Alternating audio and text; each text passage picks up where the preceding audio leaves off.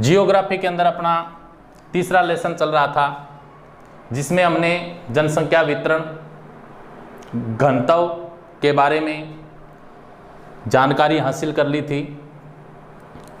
इसके बाद में नेक्स्ट जो अपना टॉपिक है इस लेसन का वो है विश्व जनसंख्या वृद्धि। तो आज अपने बात करेंगे विश्व जनसंख्या वृद्धि,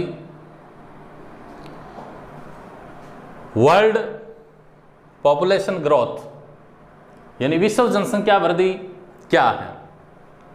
तो पहले हम विश्व जनसंख्या वृद्धि, जो जनसंख्या वृद्धि है वो किसको बोलते हैं उसका अर्थ समझते हैं। जनसंख्या वृद्धि का अर्थ क्या है? जनसंख्या वृद्धि का अर्थ है किसी क्षेत्र विशेष में, किसी भौगोलिक क्षेत्र विशेष में कोई भी एक भौगोलिक क्षेत्र है, ठीक है, उसमें समय के अनुसार जो परिवर्तन होता है उसको क्या बोलते हैं बच्चों? जनसंख्या वृद्धि। यानी जनसंख्या वृद्धि क्या होती है? वर्ल्ड पॉपुलेशन ग्रोथ रेट क्या होती है? कोई भी भौगोलिक क्षेत्र है उसके अंदर रहने वाले जो लोगों की संख्या है उसमें समय के अनुसार क्या है जो परिवर्तन होता है उसको क्या बोलते हैं? जनसंख्या वृद्धि बोलते हैं। तो अब जनसंख्या वृद्धि के लिए क्या है इसको अगर समझना है तो इससे पहले हमें जो जनसंख्या वृद्धि के घटक हैं यहाँ पे थोड़ी जानकारी हम हासिल करेंगे उनके बारे में, कि वृद्धि जो ये परिवर्तन होता है इसके घटक कौन से हैं, जनसंख्या परिवर्तन के जो घटक हैं किन कारणों से ये परिवर्तन होता है। तो पहले हमने समझा जनसंख्या वृद्धि। तो जनसंख्या वृद्धि क्या होती है बच्चों? कोई भी भौगोलिक क्षेत्रफल, इस पृथ्वी पे कोई भी भौगोलिक क्षेत्रफल है, धरातल है, उस पर रहने वाले लोगों की जो संख्या है और उसके अंदर समय के अनुसार, जैसे 10 वर्षों बाद उसकी जनगणना हो तो वहां का जो जनसंख्या उसके अंदर जो बदलाव दिखाई देता है, जो परिवर्तन दिखाई देता है उसको क्या बोलते हैं? जनसंख्या वृद्धि, पॉपुलेशन ग्रोथ रेट। क्लियर? इसके बाद में इसके घटक होते हैं जैसे जन्म दर। अब इनको जानना जरूरी है। सारा जो जनसंख्या वृद्धि है इस पृथ्वी पे उसमें क्या है, इन घटकों की महत्वपूर्ण भूमिका होती है। जन्म दर पहले हमने समझ लेते हैं जन्म दर क्या होती है। तो प्यारे बच्चों, जन्म दर प्रति 1000 पुरुषों पे जन्म लेने वाले बच्चों की जो औसत संख्या होती है उसको क्या बोलते हैं? जन्म दर।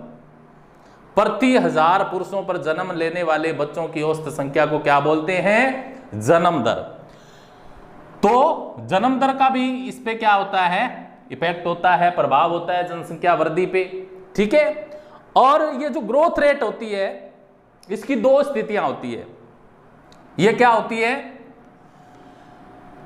धनात्मक भी होती है और ऋणात्मक भी होती है। धनात्मक और ऋणात्मक, यानी जनसंख्या क्या है? कम भी हो जाती है और बढ़ भी जाती है। तो इसको किस में व्यक्त करते हैं? ऋणात्मक और धनात्मक के अंदर अपने व्यक्त करते हैं। चलो जन्म दर जान लिया था, इसके बाद मृत्यु दर, ठीक है, बर्थ रेट हमने जान ली, इसके बाद में डेथ रेट। तो ये क्या होती है? प्रति 1000 पुरुषों पे मरने वाले लोगों की जो औसत संख्या होती है वो मृत्यु दर होती है। इन्हीं के कारण इस पृथ्वी पे जितनी भी विशाल जनसंख्या है उनके अंदर परिवर्तन देखने को मिलते हैं। इसके बाद में प्रवास, जैसे किसी भी को, जैसे हम भारत में रहते हैं और भारत का कोई व्यक्ति है वो दूसरे देश में चला जाता है, दूसरे देश का भारत में आ जाता है, ठीक है। तो इससे क्या है? जनसंख्या जो वृद्धि होती है, ठीक है, जनसंख्या के जो आंकड़े होते हैं उन पे प्रभाव पड़ता है प्रवास के कारण। प्रवास के कारण भी जनसंख्या क्या है? जनसंख्या में कमी आती है। जब यहां से कोई लोग दूसरी जगह चले जाते हैं, ठीक है, या दूसरी जगह से लोग इधर आ जाते हैं, या कोई जगह जो छोड़ के जाते हैं उत्तर प्रवास, ठीक है, तो इसके बाद में ये इनका जो होता है प्रवास और उत्प्रवास, जहां पे लोग जाते हैं गंतव्य स्थान तक पहुंचते हैं, उत्प्रवास, और जो जगह छोड़ते हैं, ठीक है, प्रवास, तो इनका क्या है, इसके ऊपर काफी प्रभाव पड़ता है। तो प्यारे बच्चों, जन्म दर समझ में आ गया। जन्म दर क्या होती है? जन्म दर होती है प्रति 1000 पुरुषों पर जन्म लेने वाले वो बच्चों की जो औसत संख्या होती है उसको क्या बोलते हैं? जन्म दर बोलते हैं। मृत्यु दर प्रति 1000 पुरुषों पर मरने वाले लोगों की जो संख्या होती है उसके औसत को क्या बोलते हैं? मृत्यु दर। इसके बाद प्रवास, किसी भी भौगोलिक क्षेत्र से कोई भी व्यक्ति दूसरी जगह पलायन कर जाता है तो उसको क्या बोलते हैं? प्रवास बोलते हैं। और दूसरी जगह से आ जाता है उसको क्या बोलते हैं? उत्प्रवास बोलते हैं। तो इनका क्या है, इस जनसंख्या जो ग्रोथ रेट है, पॉपुलेशन ग्रोथ रेट है, इसमें हमें इफेक्ट है, जो प्रभाव है जो देखने को मिलते हैं। चलो अब आगे बात करते हैं अपने कि हमारा जो विश्व है, संपूर्ण जो पृथ्वी है, इसकी जो वृद्धि दर है, जनसंख्या जो वृद्धि दर है, कि इस पूरे जो प्रदेश में, भौगोलिक प्रदेश में समय के अनुसार जो परिवर्तन हुआ, ठीक है, तो उस परिवर्तन को समझेंगे, उस वृद्धि को समझेंगे। इससे पहले एक बात और बता दूं, जो ग्रोथ रेट होती है उसको क्या किया जाता है? प्रतिशत में व्यक्त किया जाता है। किस में किया जाता है? प्रतिशत में व्यक्त किया जाता है। अब अपने बात करते हैं अभी ये जो भौगोलिक प्रदेश है, इस भौगोलिक प्रदेश पर समय के अनुसार, ठीक है, तो एक प्रदेश है, क्षेत्र है, और समय काफी भी व्यतीत हो गया, तो अपने प्राचीन समय से क्या है इसका अध्ययन करेंगे कि इस पृथ्वी पे कितनी जनसंख्या थी, इसमें क्या क्या परिवर्तन हुए, तो इन सब तथ्यों पे अपने क्या है इसके ऊपर चर्चा करेंगे। तो चर्चा करते हैं। तो विश्व जनसंख्या वृद्धि की स्थिति को जानते हैं कि क्या थी। कहा जाता है कि इस पृथ्वी पर मानव का उद्भव 10 लाख वर्ष पहले हुआ। क्या कहा जाता है? कि इस पृथ्वी पर मानव का उद्भव 10 लाख वर्ष पहले हुआ। तो उस समय की जो स्थिति है उसके बारे में अपने जानते हैं। 10 लाख वर्ष पहले की बात करें तो इस पृथ्वी पे कहते हैं 1500 वर्ष पूर्व, ठीक है, कितने लोग रहते थे? 53 लाख लोग इस पृथ्वी पर निवास करते थे। उसके बाद में क्या परिवर्तन हुआ? 1750 के अंदर, लगभग 250 वर्ष के बाद में इस पृथ्वी पर फिर परिवर्तन देखने को मिला। जनसंख्या बढ़कर क्या हो गई? 72 करोड़। कितनी हो गई? 72 करोड़। इसके बाद में 2013 की बात करें तो 2013 में क्या है, जनसंख्या कितनी हो गई विश्व की? 714 करोड़। यानी ये जो परिवर्तन है, ये जो वृद्धि दर है, ये हमें क्रमबद्ध तरीके से क्या है देखने को मिली। क्योंकि 1500 वर्ष पहले क्या था, विश्व के अंदर 53 लाख लोग रहते थे। उसके बाद में क्या हुआ? 1750 ईस्वी में कितने हो गए? 72 करोड़ हो गए। और 2013 में कितने हो गए? 714 करोड़ हो गए। अब नेक्स्ट बच्चों, ये परिवर्तन होता है, इसकी वजह क्या होती है? इसका जो इफेक्ट होता है जन्म दर, मृत्यु दर, प्रवास, उत्प्रवास, आप्रवास। अब जन्म दर जब बढ़ेगी और मृत्यु दर घटेगी तो जनसंख्या में क्या होगी? वृद्धि होगी। जन्म दर जब बढ़ेगी और मृत्यु दर बढ़ेगी तो जनसंख्या में क्या होगी? वृद्धि होगी। और जब मृत्यु दर घटेगी और जन्म दर क्या होगी? बढ़ेगी। मृत्यु दर घटेगी, जन्म दर बढ़ेगी तो जनसंख्या में क्या होगी? वृद्धि होगी।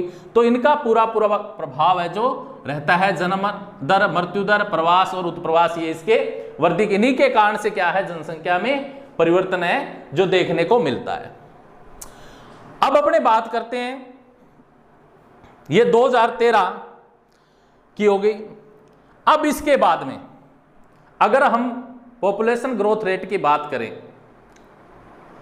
ऑल वर्ल्ड के अंदर, पॉपुलेशन ग्रोथ रेट है तो उसका जो अध्ययन किया है हमारे भूगोलवेताओं ने, उसको 4 भागों में बांटा है। जो हमारे भूगोलवेता है वो इसको 4 कालखंडों में बांटा है कि इन कालों के अंदर इस प्रकार से जनसंख्या के अंदर क्या हुई? परिवर्तन हुआ। जनसंख्या जो बढ़ी उनमें वृद्धि हुई। तो वो परिवर्तन कौन से हैं? तो बात करते हैं। पहला परिवर्तन प्रागे ऐतिहासिक काल। ये मैंने आपको बताया था, प्रागे ऐतिहासिक काल, ठीक है, क्योंकि जिस समय क्या था, न तो इतिहास लिखा जाता था और न ही पढ़ा जाता था। अब जो प्रागैतिहासिक काल है उस समय की जानकारी दी है हमारे भूगोलवेताओं ने कि इस पृथ्वी पर कितने लोग रहते थे? 33 लाख। कितने लोग थे? 33 लाख। इसके बाद में आया प्राचीन काल। इस समय में इस पृथ्वी पे जनसंख्या इससे बढ़कर कितनी हो गई? 20 से 30 करोड़। कितनी हो गई? 20 से 30 करोड़।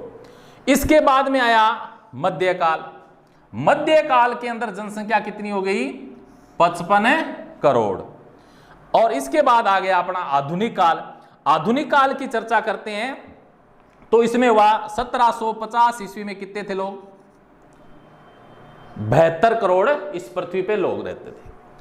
1850 में जनसंख्या कितनी हो गई पृथ्वी पर? 133 करोड़। 1950 में कितनी हो गई बढ़कर? 251 करोड़। और 2000 में 610 करोड़। 2013 में कितनी हो गई? 714 करोड़। और 2001 में कितनी हो गई? 102.02 करोड़। और 2011 में कितनी हो गई? 121.05 करोड़। तो ये क्रमबद्ध तरीके से क्या है, जनसंख्या के अंदर समय के अनुसार जो परिवर्तन होते गए उन परिवर्तनों को हमारे भूगोलवेताओं ने व्यवस्थित रूप में हमारे सामने प्रस्तुत किया है। तो आधुनिक काल की ये डिटेल है। आधुनिक काल में 1750 से आधुनिक काल की शुरुआत मानी जाती है। 1750 में कितनी थी? 72 करोड़। 1850 में 133 करोड़। 1950 में 251 करोड़।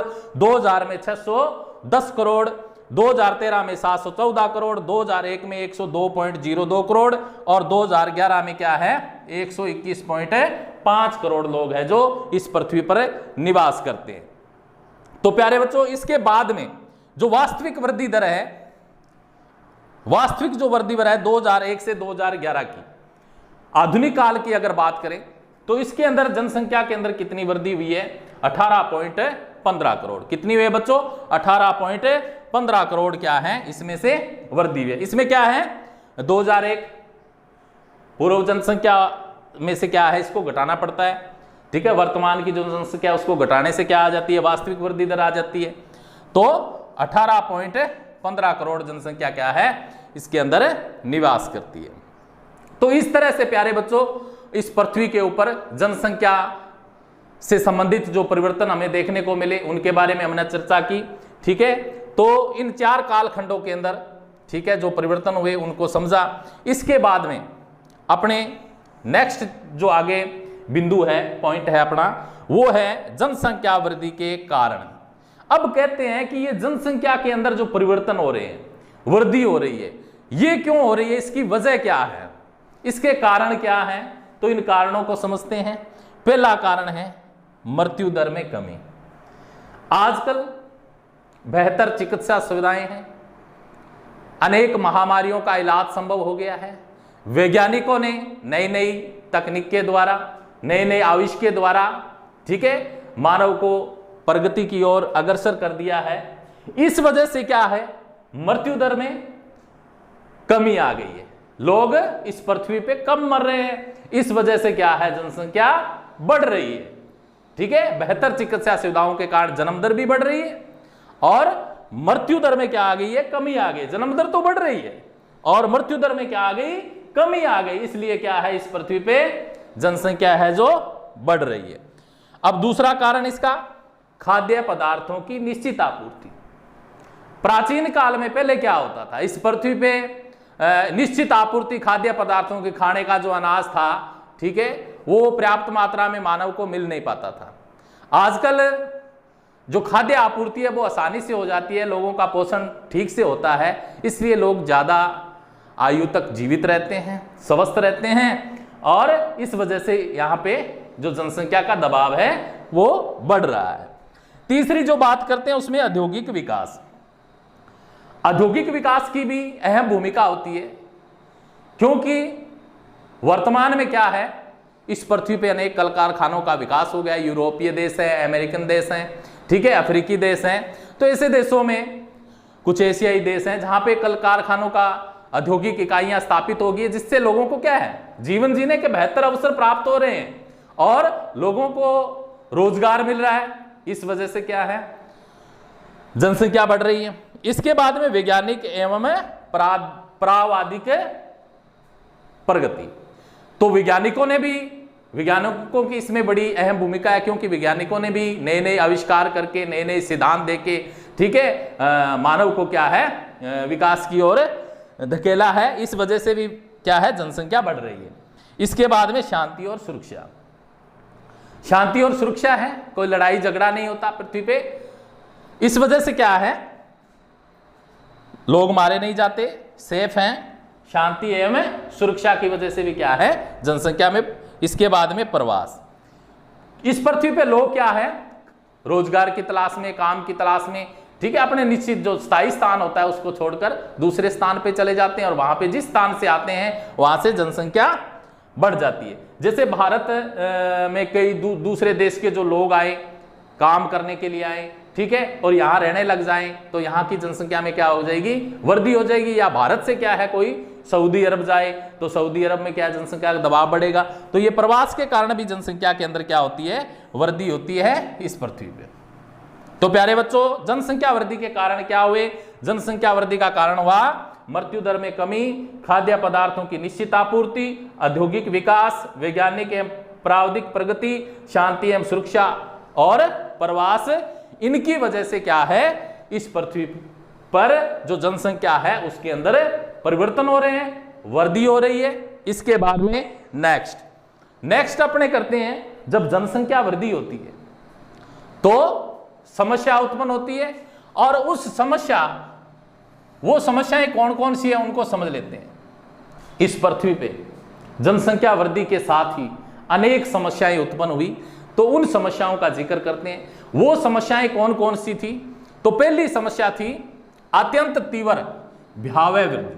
वो तो हमने पढ़ी है, जो 4 काल है इसमें देखा कितनी, मतलब विस्फोटक रूप से हमारी जनसंख्या है जो 2011 तक 121.5 करोड़ हो गई। यानी बड़ी ही तीव्र गति से, बड़ी ही तेज गति से हमारी जनसंख्या के अंदर परिवर्तन हुए। तो पहली समस्या तो ये हो गई कि हमारी जनसंख्या है जो बहुत तेज गति से, विस्फोटक रूप से क्या है, बढ़ गई। दूसरी समस्या क्या आ गई, सीमित संसाधन। अब जनसंख्या तो बढ़ गई, पर इस पृथ्वी पर संसाधन है जो सीमित मात्रा में, इसलिए जनसंख्या और संसाधनों को क्या हो जाता है, असंतुलन हो जाता है। इसलिए लोगों का जीवन जीना क्या हो जाता है, दुर्भर हो जाता है। कुछ लोग क्या है, संसाधनों तक उनकी पहुंच बढ़ ही नहीं पाती, इस वजह से वो क्या है, उनका जीवन दुर्भर होता है। तो ये समस्या है। इसके बाद में वितरण संकेंद्रण, यानी जनसंख्या का जो फैलाव है इस पृथ्वी पे, कई ऐसे भूभाग है पृथ्वी के जहां पे लोग रहते नहीं, तो इस वजह से क्या है, जो फैलाव है वो भी हमने पढ़ा पहले, यानी 10% भूभाग पर 90% जनसंख्या है जो इस पृथ्वी पे निवास करती है। तो वितरण तो इस प्रकार से फैली हुई है जनसंख्या। और बिना जो बसे भूभाग हैं उनमें भी निराशा का वातावरण है। प्राकृतिक तथा मानवीय प्रतिबंध है। ये सारी समस्याएं क्या है, प्रकृति के साथ छेड़छाड़ करना, मानवीय भी प्रतिबंध स्थापित किए गए। तो ये सारी समस्याएं हैं जो जनसंख्या वृद्धि के कारण उत्पन्न हुई है। कौन कौन सी है जनसंख्या वृद्धि की समस्याएं, अत्यंत तीव्र भयावह वृद्धि, सीमित संसाधन, वितरण संकेंद्रण और बिना बसे भूभागों में निराशा, प्राकृतिक तथा मानवीय प्रतिबंध आदि। इसके बाद में नेक्स्ट है जनसंख्या समाधान, यानी इस जनसंख्या वृद्धि का जो समाधान है, इस पे नियंत्रण करने के लिए, इसको रोकने के लिए हम क्या उपाय कर सकते हैं। पहला उपाय है आर्थिक उत्पादन में वृद्धि करना। हमें अपनी जो अर्थव्यवस्था है उसको मजबूत करना होगा। हमारी अर्थव्यवस्था मजबूत होगी तो ही हम इस पर क्या है, नियंत्रण करने में सक्षम होंगे। दूसरी बात औद्योगिकीकरण व यंत्रीकरण। इसके बाद में अनेक हमें औद्योगिक कल कारखाने स्थापित करने पड़ेंगे, यंत्रीकरण का उपयोग करना, अनेक यंत्रों का, मशीनीकरण का उपयोग करना पड़ेगा। इसके बाद में ये मुख्य है शिक्षा, यानी ज्यादा से ज्यादा शिक्षा का प्रचार प्रसार हमें करना पड़ेगा ताकि लोग इसके बारे में समझ सकते, इससे आने वाली समस्याओं के बारे में समझ सके। तो शिक्षा का प्रसार जरूरी है। इसके बाद में है तकनीकी प्रशिक्षण। लोगों को तकनीकी प्रशिक्षण भी देना चाहिए ताकि उनको नॉलेज हो, जानकारी हो इसके बारे में। सागरीय संसाधनों का उपयोग, क्योंकि इस पृथ्वी पे जितने भी संसाधन पाए जाते हैं उनका तो हम उपयोग करते ही करते हैं, ठीक है। लेकिन हमें जो हमारे जो सागर है, महासागर हैं, उनमें भी संसाधन पाए जाते हैं। तो उन सागरीय संसाधनों का भी हमें उपयोग करके अपने जीवन को आगे बढ़ाना चाहिए। तो जो सागरीय संसाधन है उनका भी उपयोग हमें अवश्य करना चाहिए। और विवाह है वो थोड़ी उसकी आयु और बढ़ा देनी चाहिए, देरी से विवाह करना चाहिए ताकि जनसंख्या न बढ़े। और कृषि के नवीनीकरण, कृषि का जो तरीका है खेती बाड़ी करने का, उसमें कुछ नवीनीकरण लाना चाहिए और उसके आधार से। और परिवार नियोजन भी इसका एक कारण है, परिवार नियोजन, संतति निग्रह, ठीक है, इनका भी हमें ध्यान रखना चाहिए। तो जनसंख्या समाधान कैसे हो सकता है? आर्थिक उत्पादन में वृद्धि करके कर सकते हैं, औद्योगिकरण व यंत्रीकरण के द्वारा कर सकते हैं, शिक्षा का प्रसार करके कर सकते हैं, तकनीकी प्रशिक्षण द्वारा कर सकते हैं, सागरीय संसाधनों का उपयोग करके कर सकते हैं, और देरी से विवाह और कृषि के नवीनीकरण और परिवार नियोजन के द्वारा, संतति निग्रह द्वारा क्या है, इन जो जनसंख्या वृद्धि से संबंधित जो समस्याएं आती है सामने, उनका हम समाधान कर सकते हैं। तो प्यारे बच्चों, इसके बाद में नेक्स्ट है अपना जनाकीय संक्रमण सिद्धांत। अंतिम जो पॉइंट है वो है जनाकीय संक्रमण सिद्धांत। जनाकीय संक्रमण सिद्धांत क्या होता है बच्चों? जनाकीय संक्रमण सिद्धांत किसी भी भौगोलिक प्रदेश पर, किसी भी भौगोलिक प्रदेश पर आने वाली जो भावी जनसंख्या है, आने वाली जो पीढ़ी है इस पृथ्वी पे, आने वाली जो भावी जनसंख्या है, उसके लिए क्या है, प्लान तैयार किया जाता है, ठीक है। उसके लिए पूर्वानुमान लगाया जाता है, पहले ही विचार किया जाता है कि आने वाली जो पीढ़ी है वो इस पृथ्वी पे आएगी, वो अपना जीवन किस प्रकार निर्वाह करेगी, तो उस पर विचार किया जाता है। वो क्या कहलाता है बच्चों? जनाकीय संक्रमण सिद्धांत। तो समझ गए बच्चों, जनाकीय संक्रमण सिद्धांत क्या होता है? जनाकीय संक्रमण सिद्धांत होता है कि इस भौगोलिक प्रदेश पर, इस पृथ्वी पर आने वाली जो भावी जनसंख्या है उनके लिए जो व्यवस्थाएं की जाती है, जो पूर्वानुमान लगाए जाते हैं, तो उनको क्या बोलते हैं? जनाकीय संक्रमण सिद्धांत। इसमें एक फार्मूला है सीधा। तो इसमें क्या है, जैसे अशिक्षित, इस पृथ्वी पे जो अशिक्षित व्यक्ति है, ठीक है, और गांव के अंदर लोग रहते हैं, खेती और गांव में खेती, गांव के लोग किसान होते हैं, तो ये जो लोग हैं इनको बदलना है, परिवर्तन किसमें करना है? इनको शिक्षित बनाना है और इनका नगरीकरण करना है और औद्योगिकरण करना है। तो इनके अंदर जो परिवर्तन हो जाएगा वो क्या हो गया? जनाकीय संक्रमण सिद्धांत। समझ गए? फार्मूला है शिक्षित ग्रामीण खेतीहर जो लोग हैं उनको बदलना है शिक्षित के अंदर, नगरीय और औद्योगिक के अंदर, यानी द्वितीयक और तृतीयक क्रियाकलापों के अंदर इनको संलग्न करना है, ठीक है। तो अशिक्षित ग्रामीण खेतीहर शिक्षित और औद्योगिक के अंदर इनको डाइवर्ट करना है, बदलना है। अब इसकी अवस्थाएं, ये जो परिवर्तन होते हैं, ये जो हमने पढ़ी ग्रोथ रेट पढ़ी, ठीक है, पॉपुलेशन ग्रोथ रेट पढ़ी, उसके बारे में 5 अवस्थाएं आती है। जनाकीय एक संक्रमण सिद्धांत है, वो कहते हैं कि इस पृथ्वी पे जो अवस्थाएं हैं, इसकी वृद्धि दर की हमने पढ़ा, ऐसे वृद्धि हुई, तो ये वृद्धि के काल इसको अवस्थाएं 5 भागों में इसको बांटा गया कि 5 अवस्थाओं में ये जो वृद्धि है वो हमें देखने को मिली। तो इस पे चर्चा कर लेते हैं। तो जनाकीय सिद्धांत की जो अवस्थाएं हैं उनमें जो पहली अवस्था है अपनी वो है प्रथम अवस्था जिसको बोलते हैं। प्रथम अवस्था में क्या था? इस पृथ्वी पर मंद वृद्धि हुई, यानी जनसंख्या है वो बड़ी धीमी गति से बढ़ी, मंद गति से बढ़ी। कौन सी अवस्था में? प्रथम अवस्था में। अब जनाकीय संक्रमण सिद्धांत की जो दूसरी अवस्था थी उसकी बात करते हैं। तो उसके अंदर क्या था? जन्म और मृत्यु, ठीक है, जन्म दर भी उच्च थी और मृत्यु दर भी ज्यादा थी, ठीक है। और तृतीय जो अवस्था थी, उस तृतीय अवस्था में क्या था? जन्म दर उच्च और मृत्यु दर क्या थी? मध्यम। जन्म दर तो ज्यादा थी और मृत्यु दर क्या थी? उच्च थी। इसके बाद में चौथी जो अवस्था थी उसमें जन्म दर क्या थी, मध्यम थी, और मृत्यु दर क्या थी, निम्न थी। इसके बाद में पंचम जो अवस्था थी इसकी निम्न जन्म दर और निम्न मृत्यु दर। तो प्यारे बच्चों ये 5 अवस्थाएं थी, जनाकीय संक्रमण सिद्धांत की 5 अवस्थाएं थी। प्रथम अवस्था में मंद वृद्धि हुई, मंद गति से धीमी। द्वितीय अवस्था में जन्म मृत्यु दर दोनों ही उच्च थी, तो बराबर का आंकड़ा रहा था, न जनसंख्या बढ़ी न घटी। इसके बाद में तृतीय जो अवस्था थी उसमें जन्म दर उच्च थी और मृत्यु दर मध्यम थी। ठीक है, जन्म दर उच्च थी, इसका मतलब इसमें जनसंख्या फिर थोड़ी तेज हो गई थी बढ़नी। और चतुर्थ जो अवस्था है उसमें जन्म दर मध्यम थी और मृत्यु दर निम्न थी, इस वजह से इसमें भी जनसंख्या बढ़ने लगी। और इस पंचम था निम्न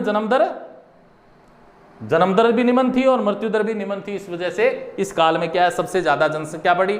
तो प्यारे बच्चों आज हमने अपना जो पॉपुलेशन ग्रोथ रेट के बारे में अध्ययन किया, ये टॉपिक अपना जनाकी की अंतिम जो टॉपिक है इस लेसन का, तो ये समाप्त होता है। और इन 3 जो लेसन है आपके, पहला जो हमने उसमें तो थीम थी मानव भूगोल की जो परिभाषा अर्थ, ठीक है, और दूसरा जो लेसन है, तो इन तीनों लेसन की PDF है जो आपको मिल जाएगी, और घर पे उनकी तैयारी करना, जो भी करवाया उसे समझने का प्रयास करना।